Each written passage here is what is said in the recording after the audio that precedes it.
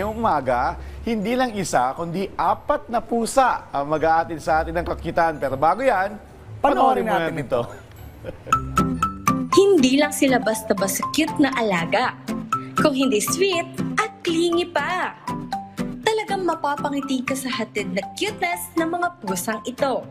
Iba-iba man ang kanilang personality, iisa naman ang hatid nilang saya sa kanilang fur parent at viewers. Kaya naman ating makakasama ang adorable cats na sina Loki, Luca, Theo at Lola, together with their fur parent dito lang sa Wednesday Pets Day. Ang kukit naman. Well, welcome po sa RSP, Ma'am Jamie. Ipakilala mo naman sa amin ang iyong mga fur baby. Hello po, si Luca lang yun nandito ngayon. Yung other three, they're still sleeping kasi malamig yung panahon. Malamig yung panahon. Oh, Yeah. ba't hindi gisingin? Charing. Mali! Pero kwentuhan mo kami, Papagalitan po ako, masungit. Pagalitan ka, baka palayasin ka sa bahay mo kasi sila may-ari ng bahay. Oo no? nga, ba't yan yung mga Yeah. pusa, no? Pero kwentuhan mo kami, Miss Jamie, paano nag-umpisa tong pag-adopt mo sa mga puspin?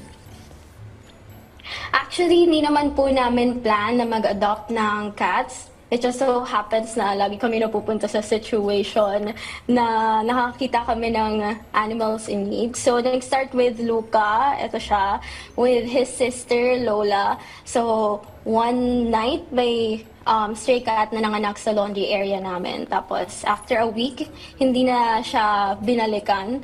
And then, because of Luca and Lola, mas naging open kami to caring for other stray animals. So, nag-adopt pa kami ng 2 stray kittens after them. Okay, given na galing sa iba-ibang mga family ang iyong mga alaga, kamusta naman? Mahirap ba nung una sila nagkita-kita? Paano sila naging close sa isa't isa? Actually, it depends po sa cat. With Luca, right now, sobrang easygoing yan. Super chill niya as a cat. So, very extroverted and welcoming with other animals. With Lola naman, she's a little bit more protective sa space niya. Kaya, need talaga ng slow introduction. So, at first, sinuswap namin yung scent nila with the kittens and then observation talaga, step by step yung pagkikita nila until after maybe a month or 2, naging okay naman na. Oo, kasi Miss Jamie ngayon sa mga lansangan, may mga kuting may mga kittens talaga na nakakalat. Para maengganyo natin yung mga kababayan natin, yung mga ka-RSP natin na mag-adopt. Paano ba yung tamang pag-aampon ng mga puspin para kasi yung iba matatapang yung mga yung mga kuting Paano? Actually po, it really depends sa kakayahan nyo. So, and sa personality ng animal and also animal sa household nyo. Every time kasi na magbe-bring in kayo ng pet sa house, magbabago yung household dynamics. So, need talaga ng lots of patience. And also for your safety, talagang regular vet check-ups to make sure na protektado ka and also your pets every time you're bringing in a new one. So, before you maybe like buy yung other pets, also consider helping yung animals na in close proximity sa inyo. Okay. I want to know also, since ilang taon or buwan mo na bang kasama yung mga pusa? Yeah. Just to clarify. Yeah, actually si Luca, 5 years old na siya. Aww. We got him ng 1 week old lang sila nung sister niya. Okay. So talagang pinag-aralan namin kung paano sila alagaan as babies na 1 week old pa lang. Hindi na sila binalikan ng mama nila. So bottle feed kami every 3 hours and sinestimulate namin yung pag-pee and pag-dumi nila because hindi pa nila alam. Yung other 2 kittens, mga 2 to 3 months old na sila, so easier yung pag-alaga namin compared to this one. Okay, siguro dahil medyo matagal-tagal na rin sila nagkasama-sama, kamusta naman yung differences Yeah. nila and yung personalities sa mga cats mo? Paano ka nag-a-adjust?